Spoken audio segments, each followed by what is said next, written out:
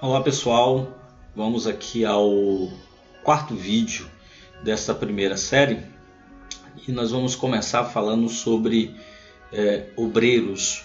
Então eu quero começar com um texto que é o texto que está escrito em 2 Timóteo, no capítulo 2, no versículo 15. É um texto muito conhecido, nós vamos falar um pouco sobre isso. Diz assim, então eu vou deixar no vídeo para vocês acompanharem, e diz assim: procura com diligência, estuda. Então, procurar com diligência é estudar, para apresentar-te a Deus aprovado, como obreiro que não tem de que se envergonhar, que maneja bem a palavra da verdade. Então, se a palavra de Deus ela diz que nós temos que procurar estudar, então é uma atividade que não é nada de pecaminoso ou algo que vai acabar com a fé. Estudar a palavra do Senhor é uma bênção. Se Deus não quisesse que nós não lêssemos a palavra dele, então ele não teria escrito. Se o objetivo de Deus fosse que a gente aprendesse somente pelo ouvir, então nós continuaríamos com a tradição, que era a tradição de passar essa informação de uma geração mais velha para uma geração mais nova. Mas Deus teve um cuidado desde o início de escrever aquilo que ele quer para o homem, ele quer para que nós tenhamos como conduta, desde o princípio. Eu posso aqui dar referências como a própria lei, os 10 mandamentos, onde Deus escreve, e até toda a fundamentação bíblica, onde os cristãos acreditam que as palavras que estão escritas nesses livros foram inspiradas por Deus.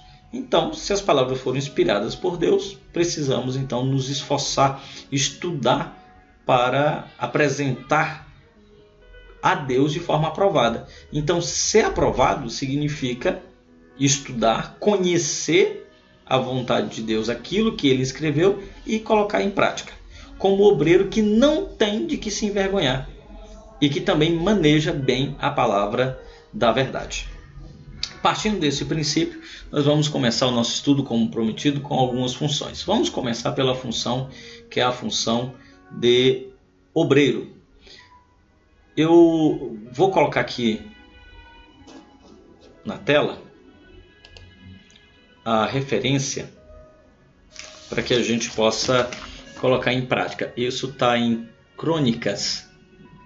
Então é um livro lá do Antigo Testamento, só para comprovar para vocês que esta expressão porteiro, ela também é bíblica, para não falar que a gente está utilizando algumas expressões que não são expressões que contenham, até para poder contextualizar.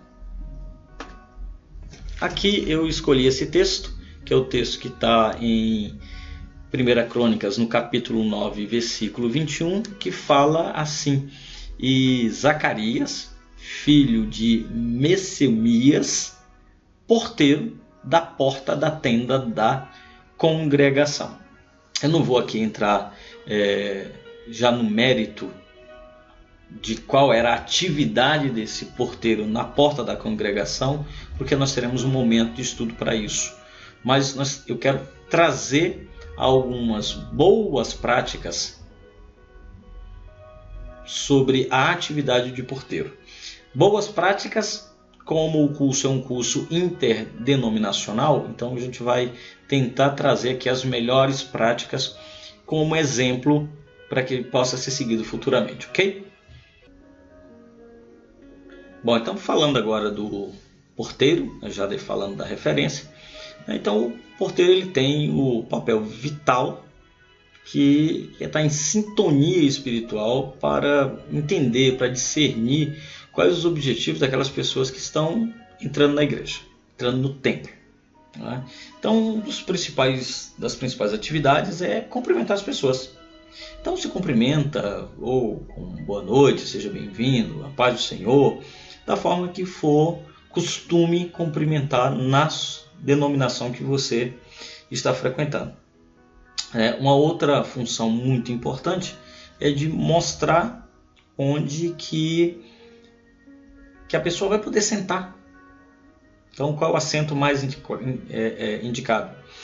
Principalmente quando você vê que está chegando, você que vai estar exercendo a sua atividade como porteiro, se você vê que está chegando uma mulher com os seus filhos, principalmente filhos menores, é de bom tom que você procure colocar esta pessoa junto com seus filhos, até para que ela tenha um controle dessas crianças, né? Que ela possa sim ter a oportunidade dela cultuar o Senhor e não estar preocupado com as crianças se elas estão fazendo algo que poderia incomodar as outras pessoas, né?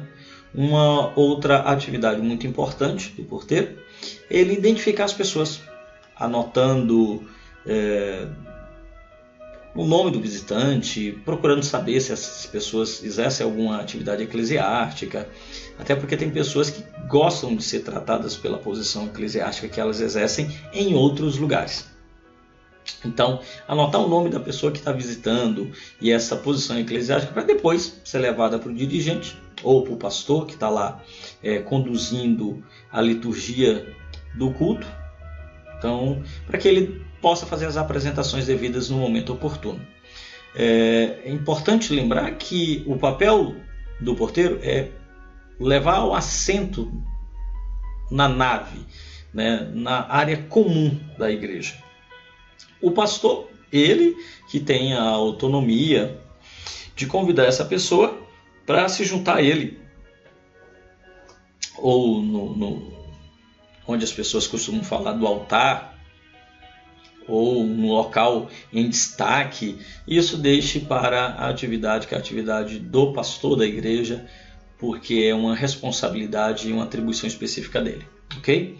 Então, uma vez que foram identificadas e foi levado isso para o dirigente para fazer as apresentações devidas, uma outra atividade bem interessante e de vital importância é verificar como porteiro se os espaços estão sendo bem ocupados. Então chega uma pessoa, conduz para o melhor espaço, em vez de sempre levar as pessoas ou lá sempre para frente ou sempre para trás, principalmente quando a igreja ela já está cheia, né? Então é comum a gente não ver espaços mais à frente ou espaços no meio. Então quem chega por último sempre tende a ficar ali atrás. Não permita que isso aconteça. Leve as pessoas, mostre onde é o local mais apropriado, né, para que ela se sinta à vontade e que ela possa ter um momento que é um momento de adoração, um momento onde ela possa ficar despreocupada com outras situações, ok? É muito bom também que o porteiro ele esteja atento, né, a conduta e as pessoas que estão chegando, principalmente quando a igreja ela recebe pessoas que estão entorpecidas. Muitas vezes essas pessoas elas estão em um estado de espírito, em um estado de humor que pode gerar uma desordem ou gerar uma situação que atrapalhe a liturgia ou tire a concentração das pessoas da liturgia, do culto, para a situação que ela está passando. Claro, com todo o cuidado de não fazer acepção de ninguém. É muito importante lembrar que nós não vivemos em uma redoma. O objetivo da igreja local é receber as pessoas, inclusive as pessoas que não são crentes, não são cristãs, que estão ali visitando. Nós não podemos esquecer que o papel do cristão é levar as boas novas. E às vezes nós estamos muito mais preocupados em viver um mundinho, como se a gente vivesse em uma redoma, e esquecemos que nós não somos os únicos escolhidos e nós não somos os privilegiados para estar ali cultuando o Senhor, né? Então é sempre importante lembrar que a gente tem que receber estas pessoas, né? Com todo cuidado, com todo amor, com todo respeito. Então, essas são as atribuições básicas do porteiro. Vamos falar agora sobre as atribuições do dirigente do culto. Bom, vamos dando continuidade agora falando da função de dirigente. Então, antes de falar da função de dirigente, eu quero deixar mais uma referência bíblica aqui. Vamos ler o que está escrito em 2 Timóteo, no capítulo 3, no versículos 14 em diante. Então, diz assim: Tu, porém, permanece naquilo que aprendestes e, desde que fortes inteirado, ou seja, assegurado, sabendo de quem o tens aprendido. E que, desde a tua meninice, sabes as sagradas letras, as sagradas escrituras, que podem fazer-te sábio para a salvação pela fé que há em Cristo Jesus. Toda escritura divinamente inspirada é proveitosa para ensinar, para redarguir, para corrigir, para instruir em justiça, para que o homem de Deus seja perfeito e perfeitamente instruído para toda boa obra. Então aqui é notório que nós precisamos buscar entendimento, buscar conhecimento, porque é bíblico. É bíblico. O homem, para que o homem de Deus seja perfeito e plenamente instruído para toda boa obra. Essa instrução, ela só pode vir através das escrituras inspiradas por Deus. Vamos então às atribuições de um dirigente.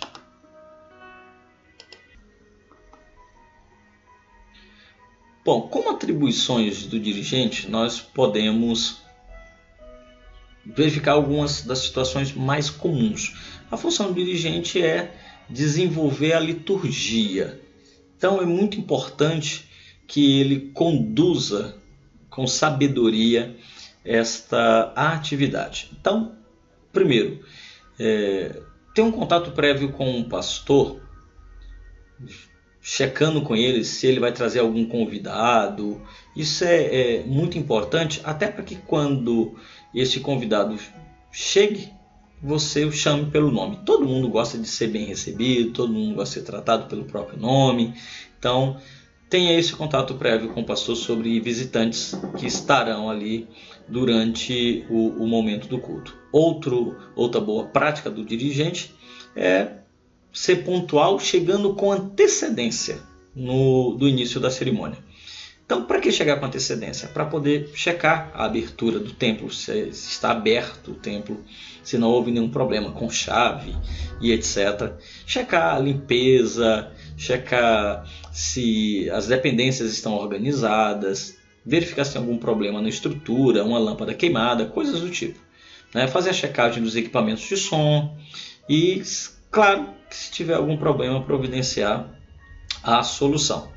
Também o dirigente ele é responsável por ajudar os demais cooperadores no exercício da função daquele dia. Então, chegue antes, junte com os demais colaboradores, com os demais obreiros, faça um momento de oração, peça sabedoria. Então, são atividades que o dirigente e boas práticas eles podem fazer. Então, fundamentalmente, o dirigente ele é responsável por iniciar o culto no horário combinado. Se o horário programado para o início foi às 19 horas, inicie às 19 horas. Entenda que o culto é para Deus e não para uma igreja lotada. Se as pessoas não são pontuais no horário, é algo que deve ser trabalhado nos momentos de estudo, no momento de transmitir os usos e costumes, mas não é motivo do culto ser iniciado fora de horário. Até porque você é parte do culto e você chegou no horário e você consagrou o teu tempo e você dedicou o teu tempo para cultuar o Senhor.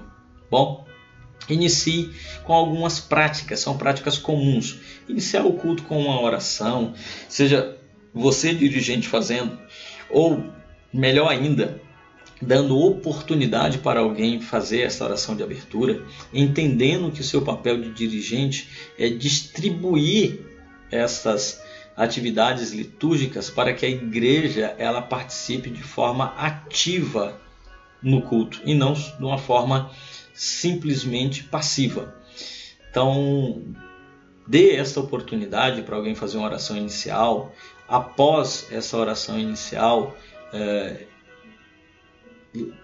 faça com que a congregação ela louve ao Senhor através de hinos ou cânticos. Então, sugerimos aqui 2 ou 3 hinos e cânticos, né, neste primeiro momento, que também pode ser dado oportunidades para outras pessoas, e com isso você está potencializando as oportunidades. Então, mais pessoas participando ativamente do culto. Após essas participações com o louvor e a adoração, né, tragam a leitura de um texto bíblico. Se você não o fizer, dê essa oportunidade para alguém trazer essa leitura. Isso é muito importante, até porque quanto mais pessoas estão participando, também é um exercício da fé. Quando se fala em oportunidade de palavra de abertura, o contato prévio com quem trará essa palavra de abertura também é de bom tom, até para a pessoa se preparar com aquilo que ele vai trazer. Até porque nós sugerimos aí um tempo de 5 a 10 minutos da palavra de abertura. A palavra de abertura não é a pregação do dia, não é a pregação da noite. É um texto para reflexão, é um momento para levar a igreja a uma reflexão. Outro momento que o dirigente tem que estar atento é ao momento da equipe de louvor.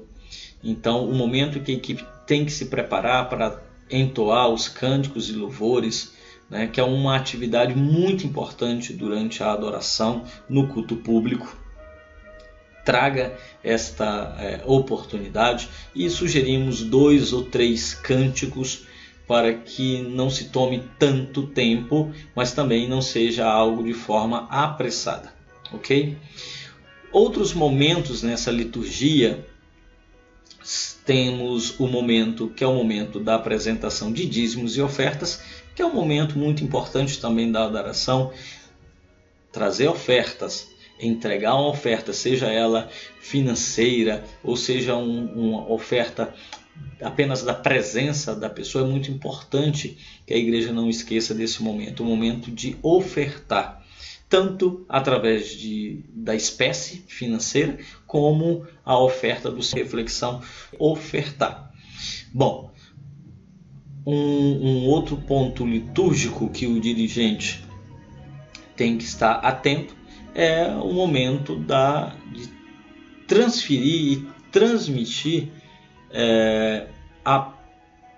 ao pregador da noite. Então, apresentar o pregador da noite é de vital importância. Sabendo que o pregador da noite, ele também, neste momento, ele pode ser utilizado com antecedência ou dentro de uma ordem. Aqui eu não tenho o objetivo de colocar uma ordem com que o culto tem que acontecer, mas apresentar o pregador da noite como apresentar os visitantes, e se tem visitantes, o informativo sobre as atividades da igreja, cabe ao dirigente fazer, né? Feitas as devidas apresentações, também é importante devolver a direção do culto ao pastor ou pastora, se for o caso, para algumas denominações que tem a figura da pastora como líder e responsável pela congregação. Quando você devolve a direção para o pastor, você está lembrando que ele é o responsável pelo culto. Não lembrando a ele, mas lembrando para você e lembrando à congregação que esse pastor, essa pastora, ela é responsável pelo culto. E você, como dirigente, está tendo a oportunidade de colaborar com a obra do Senhor, fazendo com que a liturgia e ajudando também ao pastor para que ele tenha até um tempo de descanso, para que quando seja o momento da mensagem, ele tenha ali total energia para exercer a atividade.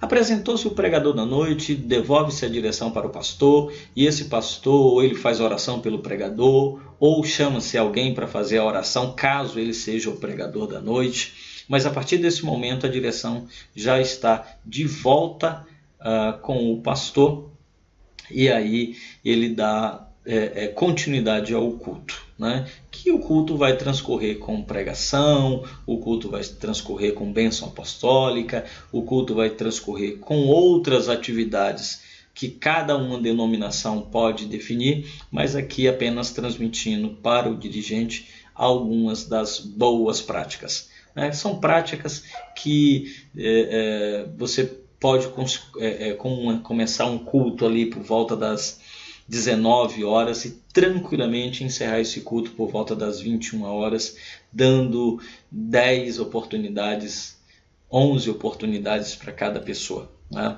Eu também vou deixar no vídeo uma estrutura para que você, dirigente, possa notar como que a liturgia pode ser seguida de forma que o culto não seja algo tão longo e cansativo. Longe da gente aqui falar sobre que um culto longo ele não é um culto adequado, mas apenas aqui sugerindo boas práticas, né? Então, bons estudos e até o nosso próximo vídeo, quando falaremos de outros departamentos, outras funções e atividades.